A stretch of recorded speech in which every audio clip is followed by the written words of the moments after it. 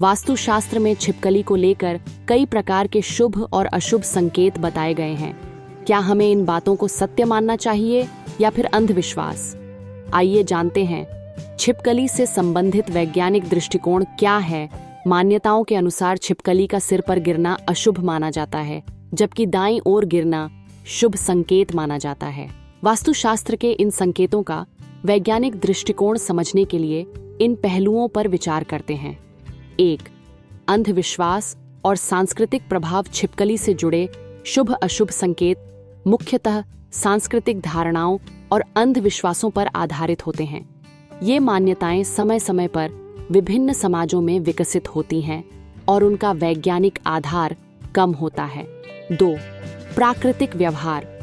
छिपकलियों का गिरना उनके प्राकृतिक व्यवहार का हिस्सा हो सकता है। वे दीवारों और छतों पर आसानी से चढ़ती और गिरती हैं। यह घटना सामान्य है और इसका कोई खास संकेत नहीं होता। 3. मानसिक प्रभाव। इन संकेतों का लोगों पर मानसिक प्रभाव पड़ता है। यदि कोई व्यक्ति मानता है कि छिपकली का गिरना अशुभ है, तो यह उसके मानसिक तनाव और चिंता का कारण बन सकता है।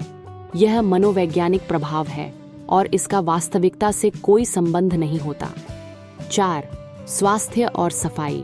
वैज्ञानिक दृष्टिकोण से देखा जाए तो छिपकली का घर में होना एक हद तक प्राकृतिक है, क्योंकि वे कीटों का शिकार करती हैं। हालांकि यदि छिपकली की संख्या अधिक हो जाए तो यह सफाई और स्वास्थ्य के दृष्टिकोण से चिंता का विषय हो सकता है। 5. अन्य वैज्ञानिक अध्ययन।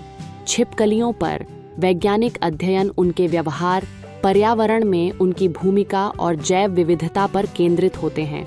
इनमें वास्तुशास्त्र के संकेतों का कोई संबंध नहीं होता। इस प्रकार वास्तुशास्त्र में छिपकली से जुड़े संकेतों का वैज्ञानिक आधार नहीं होता, बल्कि ये सांस्कृतिक और मानसिक धारणाओं पर आधारित होते हैं।